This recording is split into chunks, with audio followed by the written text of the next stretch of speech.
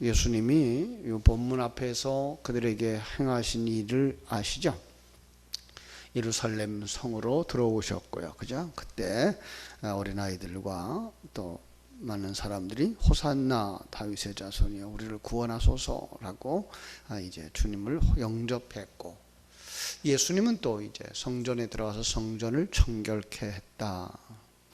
그런데 성전을 청결하는 일, 그것을 가운데 두고 앞과 뒤에 어떤 사건이 벌어졌다고요?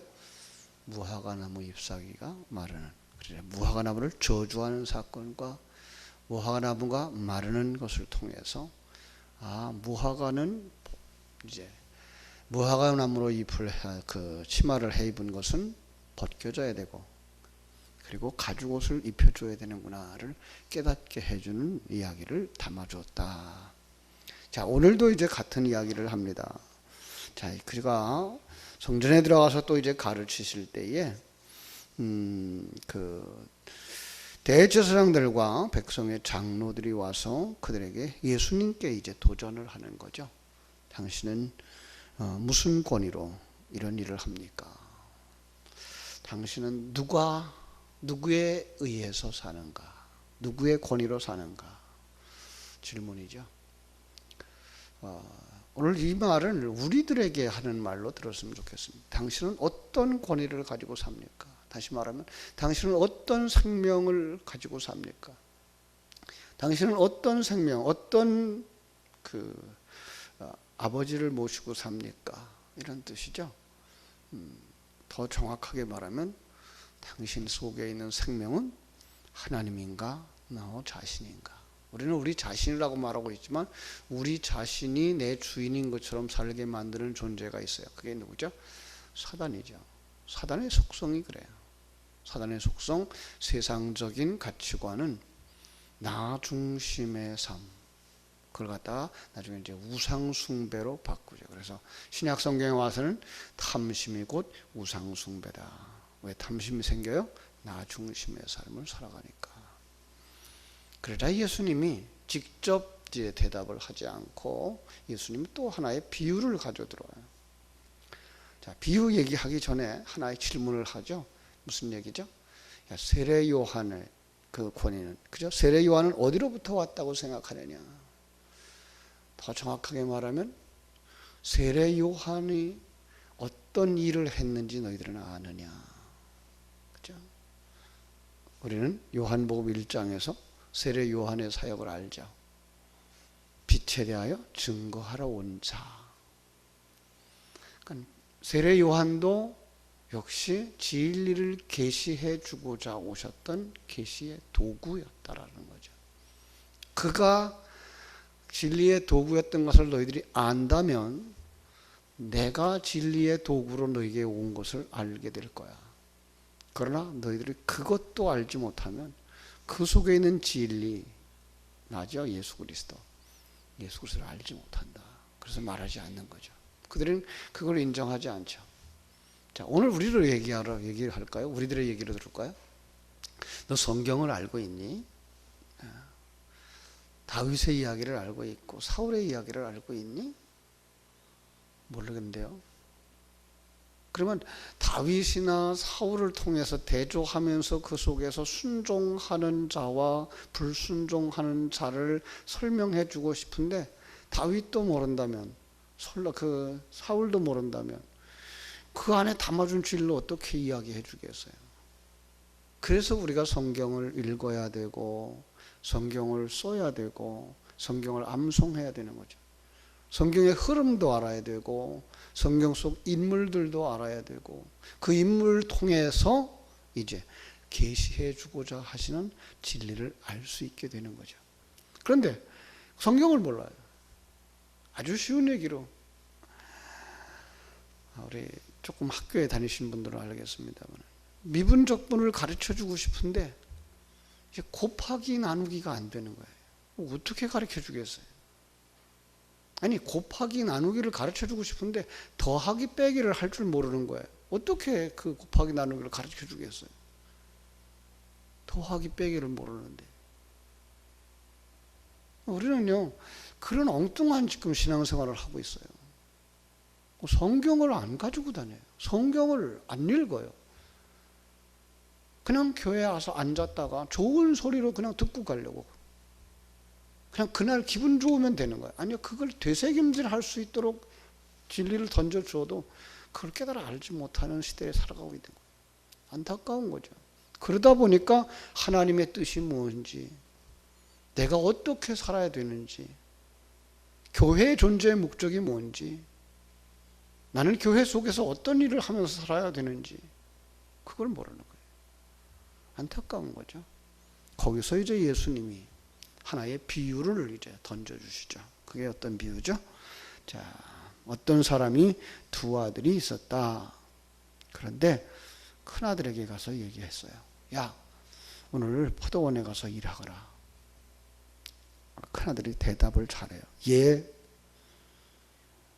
대답만 해놓고는 실제로 가지 않았어요. 아버지가 또 둘째 아들에게 가서 얘기해요. 예, 포도원에 가서 일해라. 처음에는 아이 참 싫어요. 그런데 싫다라고 대답을 해놓고 돌아서면서 아버지가 얼마나 마음이 아플까. 그래서 그는 포도밭에 가서 일을 했어요. 예수님께서 묻죠. 그죠? 이 둘 중에 누가 아버지의 뜻대로 했냐? 그들이 얼른 대답해요. 둘째 아들이죠. 둘째 아들을 통해서 순종의 의미가 뭔지를 이제 설명해 주고 있잖아요. 자, 아버지가 말한 대로 행한 사람이 누구냐라는 거예요. 아버지예요. 여기서 아버지는 지금 하나님을 이야기하고 있는 거죠. 그죠? 하나님이에요. 그죠? 첫째 아들 누구였을까요? 유대인들을 상징하고 있는 거예요. 그죠? 아버지의 말씀을 맡은 자들이에요. 그런데 그들이 그 제 역할을 하지 않은 거예요. 자, 우리는 이 유대인들의 성경에 기록되어 있는 유대인들조차 지금 뭐로 사용하고 있는 거예요? 우리들의 모습을 계시해 주는 계시의 도구로 사용하고 있는 성경을 볼 수 있어야 되죠. 그래야 그게 그 유대인 그런 별 나쁜 놈이구나. 그렇게 하나님의 말씀을 안 들었어. 끝나는 게 아니라 너는 하나님의 말씀에 순종하고 있니? 라고 들을 수 있어야 되는 거죠. 이게 하나님의 말씀을 오늘 내게 주시는 말씀으로 들을 수 있는 사람이죠. 더 나아가서는 하나님은 내게 뭘 하라고 그러시는가. 어제도 이제 구역장 컨퍼런스가 있어서 구역장님들 가자. 그냥 대표 한 사람만 갔어요. 참 구역장님들이 뭐 30명이나 되는데 구역장님들이 그냥 그런데 관심 없어요. 만약에 거기에 참석했던 사람이 나라면 내게 뭘 하라고 그 말씀을 가르쳐 주시는 것인가. 그걸 들어야 되죠. 그럼 나는 그 말씀을 듣고 나는 교회에서 어떻게 교회를 받들어 섬길 것인가. 구역 식구들을 받들어 섬길 것인가. 구역 성도들을 이끌어 갈 것인가. 그래서 교회를 교회되게 하고 구역을 구역되게 하는 일에 내가 어떻게 쓰임받아야 될까. 에이 그거 목사님이 해야 되는 일이지. 에이 그거 성도들이 해야 되는 일이지. 자기는 쏙 빠져버려요. 들어서 뭐 할 거예요. 듣고도 행하지 않는 자 누구예요? 마다들이죠. 유대인들이에요. 말씀을 맡았다고 그랬어요. 로마서 3장 2절에다 가보면 유대인들에게 아주 특별한 의미가 보여지는데 그들은 말씀을 맡았으며 라고 말하고 있어요. 그죠? 말씀을 맡은 자들. 그럼 말씀을 맡았으면 그걸 바르게 깨달아 알고 바르게 가르치고 바르게 인도해야 할 책임과 의무가 거기에 있는 거예요. 그들은 그냥 가지고만 있는 거예요. 예 하고선 끝난 거예요. 우리들의 모습이 바로 그런 거죠. 그죠? 하나님의 나라의 사명을 맡겨주셨어요. 이제 우리는 하나님 앞에서 우리가 사는 역사에 대한 책임을 가지고 서야 되는 거죠. 성도들이 오늘 한국이 대한민국의 백성으로서의 역할도 해야 되고요. 교회 안에서는 하나님의 자녀들의 역할을 해야 되는 거죠. 손가락질만 지금 하고 있어요. 손가락질만. 아, 여당은 이래. 아, 야당은 이래. 너는 어디에 속했는데? 하나님이 너를 뭐에다 쓰려고 그러는데? 생각이 없어요. 자기는 다 잘난 거예요. 그리고 구경꾼이들인 거예요. 교회 안에도 마찬가지예요. 교회 안에. 성도들이 한 사람 한 사람 직접 움직이고 직접 신앙생활을 하는 당사자인 걸 잃어버리고, 아유, 목사님은 이래, 장로님은 이래. 목사님 이렇게 하는 게 좋겠어요. 장로님 이렇게 하는 게 좋겠어요. 누가 감독이건 누가 지도자예요? 엉망이에요. 질서가 무너졌어요. 물론 거기에 지도자들이 책임이 큽니다. 그런데 하늘나라에 갔을 때 하나님은 지도자들은 지도자들의 역할을 책망하실 거예요. 그래서 성도 너는 어떻게 했는데, 너가 그걸 안다고 했는데, 봤다고 그러는데, 그럼 너는 어떻게 살았는데, 그 속에서 내 역할은 뭐였는데, 이거 보신다고요. 이거 물으신다고요. 그 질문 앞에 대답할 거 가지고 있으셔야 돼요. 알았으면 뭐 해야 돼요? 실천해야 되죠. 알았으면 행동해야 되죠. 알았으면 움직여야 되죠. 이 새벽을 깨우는 성도님들이 그 일을 했으면 좋겠어요. 나는 내가 아는 걸 가지고 교회 안에서 어떻게 실천하고 살아가며, 하나님 앞에서 나는 하나님이 주신 생명, 하나님이 내게 주신 메시지들을 어떻게 소화하며 순종하며 사는가. 예, 알았어요. 아멘. 설교만 듣는 시간 그렇게 하고 돌아가선 자기 멋대로, 자기 생각대로, 세상의 방법대로 살아간다 그러면 첫째 아들처럼 책망을 들을 거예요. 유대인들처럼 책망을 들을 거예요. 자, 둘째 아들은요, 싫다고 그랬어요. 그거 싫어요. 아멘 하고 싶지 않아요. 왜요? 주님께서 우리에게 요구하는 게 뭐예요? 너 십자가 져. 무슨 얘기예요? 너 내려와. 네가 주인이고 네가 판단하는 자인 자리에서 내려와. 내려가기 싫어요. 그런데 돌아가면서 마음속에, 그렇지, 아버지의 말씀인데, 아버지의 뜻인데, 아버지의 마음인데 순종하러 간 거죠. 지금 성경 속에서는요, 그들을 누구와 누구로 대조하고 있죠? 유대인들과 세리와 창기로 대조하고 있어요. 그래서 31절에서 그렇게 얘기하죠. 내가 진실로 너에게 이르노니 세리와 창기들이 너희보다 먼저 하나님의 나라에 들어가리라 말씀합니다. 우리가 세리가 되자는 얘기예요? 창기가 되자는 얘기예요? 아니요. 그들을 통해서 또 우리에게 계시해 주고 있는 진리가 있잖아요. 세리는 어떤 사람들이었어요? 제가 늘 그 세리를 이야기할 때에 생각나게 하시는 그런 말씀이 있는데 뭐죠? 일제시대를 살았던 어른들은 기억하실 거예요. 일제 앞잡이, 그죠? 양반 세상에서 대접 못 받았어요. 왜? 좋은 놈들이라고. 이 소원이 뭐예요? 돈을 가지면 권세를 가지고 싶은 거예요. 돈을 가지고서 양반의 직책이라도 사고 싶고 떵떵거리면서 살고 싶고, 그런데 그걸 하게 해주겠다는 게 이제 꼬임인 거죠. 그래서 와서 백성들을 탄압하고 일제 앞잡이 노릇하는 거예요. 착취하는 거죠. 미운 놈들 다 잡아가는 거죠. 그들 주머니 다 터는 거죠. 뭐 하려고요? 중간에서 자기 챙겨 먹으려고. 그게 세리예요. 누구라고요? 내 모습이라고요. 원망하고 불평하는 거야. 세상이 뭐 이렇게 살고 저렇게 살고. 그래서 뭐만 있으면 되겠다고 생각해요? 돈만 있으면, 내가 조금만 자리만 높여주면 그게 세리예요. 창기는 어떤 사람이에요? 몸을 팔아서라도, 그렇죠?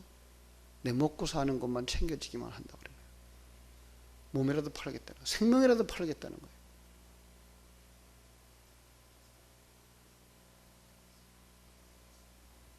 이게 오늘 이 시대를 살아가고 있는 우리들의 모습인 거예요.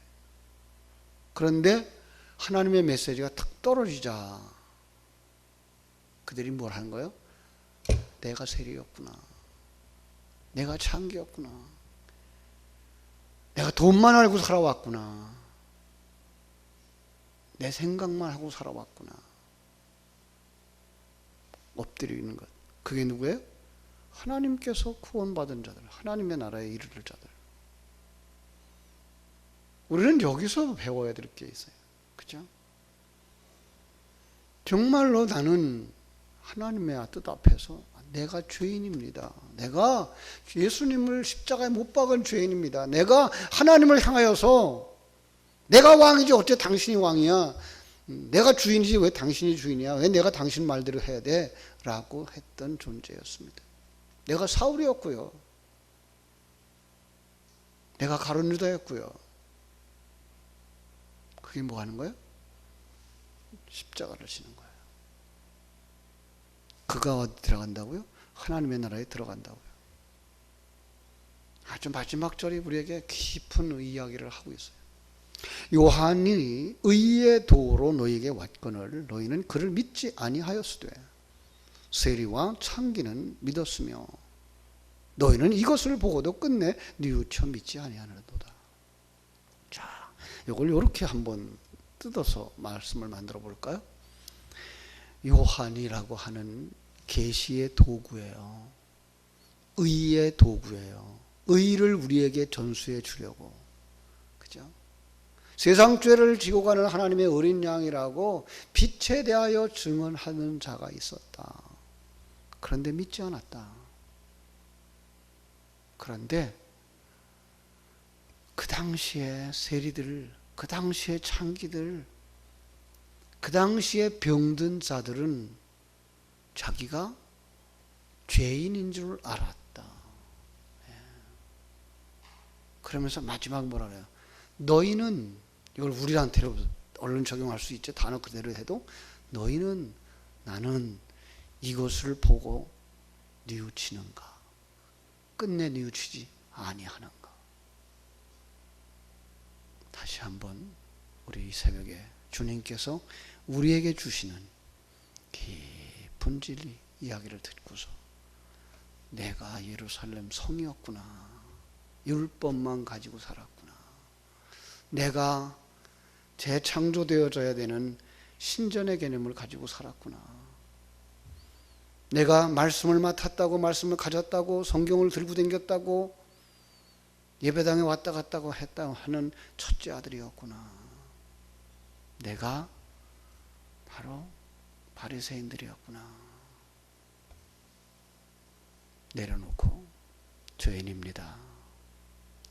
회개할 때 주께서 한없는 은혜와 넘치는 복을 허락해 주실 줄로 믿습니다. 기도하겠습니다. 아버지 우리 하나님, 크신 은혜와 사랑을 감사하옵고 감사합니다. 우리는 다른 사람들 얘기하기는 쉬워합니다. 근데 자기의 얘기를 하려고 그러면 내놓을 것이 없습니다. 그럼에도 불구하고 우리는 남을 대하여서 손가락질하기를 좋아하고 핑계대기를 좋아합니다. 그래서 그래. 아버지, 이 자리에서부터 내려올 수 있게 하여 주옵소서. 높은 자리에서부터 내려오게 해주소서. 삭개오가 무화과 나무 잎속에 있다가 예수님 지나가시는 것 보고, 아니 예수님의 음성을 듣고 자기 알몸을 드러내면서 내려왔습니다. 우리들이 주님 앞에 설 때 자기를 포장하고 있는 무화과 나무 잎을 벗어버릴 수 있는 사람들이 되게 하여 주시옵소서. 내가 죄인이구나. 내가 창기구나. 내가 세리구나. 아니 내가 바리새인이구나. 깨달아 알고 주님 앞에 주여 우리를 도와주시옵소서 라고 기도할 때 온전하신 주님, 정말 말씀을 들을 때 아멘하고 그 말씀대로 순종했던 예수 그리스도의 그 의가 오늘도 예배하는 모든 사람들 속에 덮여지게 하시고 예수님을 본받아서 온전히 완성되어지는 의의 사람들이 되게 하여 주시옵소서. 오늘도 아버지 하나님이여 질병으로 고통당하는 자들을 바라다 보면서 이 세상을 떠난 형제들을 생각하면서 내 생애에 남은 시간은 몇 시간일까? 나는 그 시간을 어떻게 준비하면서 주님 앞에 설 수 있을까? 자신을 점검하고 자신의 사명을 점검하고 자신의 사역을 점검할 수 있는 복된 시간이 되게 하여 주시옵소서. 아는 걸로 그치지 말게 해주시고 깨달음 주셨으면 실천하는 사람들이 되게 하여 주시옵소서. 그리고 실천할 때에 덧입혀 주시는 하나님의 그 은혜, 성령의 능력을 체험하는 복 있는 하루, 은혜 있는 하루가 되게 하여 주시옵소서. 예수님의 이름으로 기도하옵나이다. 아멘.